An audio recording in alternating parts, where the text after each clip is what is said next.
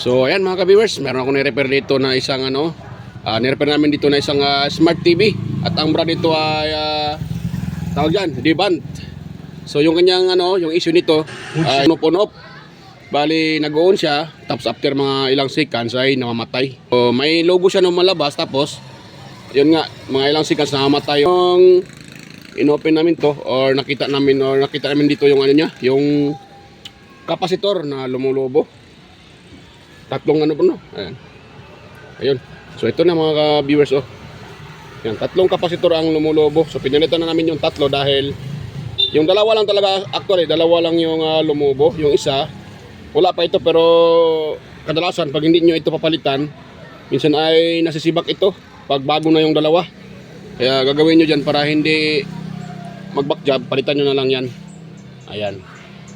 So palitan nyo na lang yan mga viewers, ayan. So ayan siya. Ayan. So sa backlight niya, huwag niyo nang yung backlight dahil pag na mag-on off, may makita kayong logo, may display siya. So ibig sabihin, buo yung backlight niya, yung pinakailaw. So ito lang ang problema. At pwede niyo rin i-check up yung kanyang backlight driver, yung pinaka-IC. Ayan. Kung buo pa ba o hindi na. So palitan niyo ito. May naman itong minibenta sa electronic shop. Yan. So yun meron na siyang display. Bro, i-play daw bro. I-play daw, i-play. Okay, hinaan lang. Yung kapasitor. Ayan okay ba mga viewers gumana. Okay na siya mga viewers gana. Yun, kanina kasi ito ay namatay pag piniplay. Yan, okay na siya. Ayun. So antayin natin siya ng ilang minuto kung hindi ba siya mamamatay. Kasi ito kasi ay namamatay, ilang seconds lang. So antayin natin kahit mga 3 minutes kung hindi ba siya mamamatay. Yan. Ayan. Pati yung Skyward.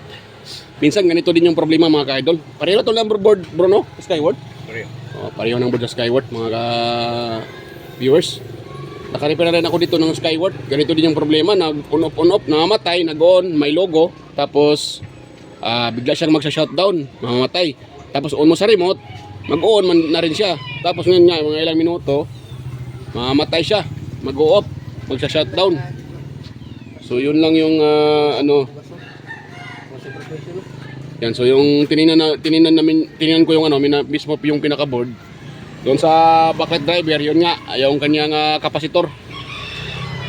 So ang kapasitor nito ay ginagamitan nila ng 350 bro 350 volts, 10 microfarad. Dalawa. Dalawa. Pero ginawa na namin tatlo na. Para wala nang back job Kasi minsan nadadamay yung isa. Pag bago yung dalawa, yung isa nadadamay. Kaya isahan na lang, tatlo na pinalitan.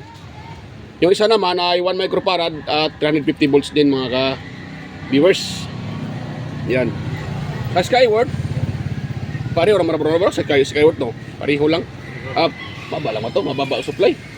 160, 150. Skyward. 160. 200. Meron din 220. Depende kasi yan sa Pero kadalasan, doon yan yung magka-problema pag on off. Yan, tulad nito, nag-on off. Yun lang yung papalitan nyo mga viewers. Nabuntis talaga siya. Yung sinong ama nito. Minsay ama na ni bro? Yung tatay niya. Dito sa likod yung tatay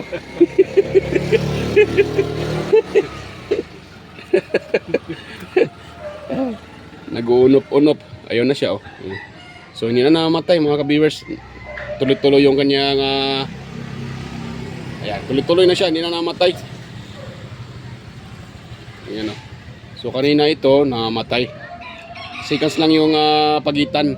Namatay agad, nagka-cut off. Tapos lalabas naman yung display. Tapos wala. Lalabas naman uli, nag-off. Tapos pag i-play sa remote, ayun. Ayan na siya. So medyo slight lang yung problema niya. Dahil yun lang, lumulobo lang yung kapasitor. So hindi tayo pinahirapan mga ka-viewers. Dahil pag nasibak yung backlight, medyo malaki-laking trabaho dahil babaklasin pa ito. Itong pinaka-ano niya. Pati yung pinaka-screen, babaklasin yan. Dahil palitan ng backlight. Frameless pa pala ito. Frameless pa gamit. Hindi siya screw type. Pero yun, buti ay kapasitor lang. Nabuntis yung kapasitor.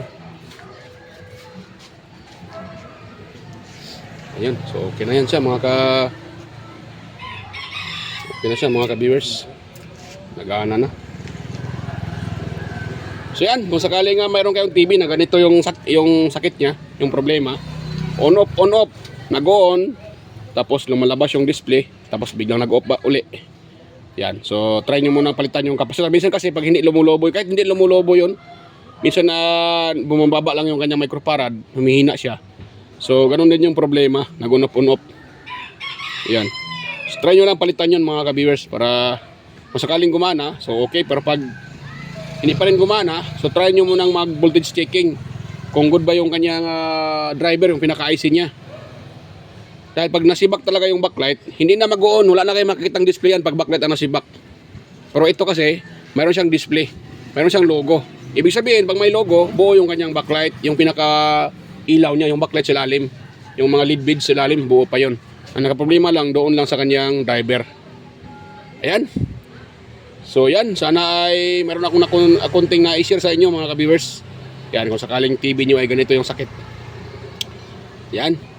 So sa mga bago pa lang dito sa aking channel, huwag kalimutang mag-like, share, and paki-subscribe na rin. Ayan, salamat sa mga ka-viewers sa inyong panonood. At kita-kita tayo ulit sa aking next na mga uploads. Yan, bye-bye po mga ka-viewers.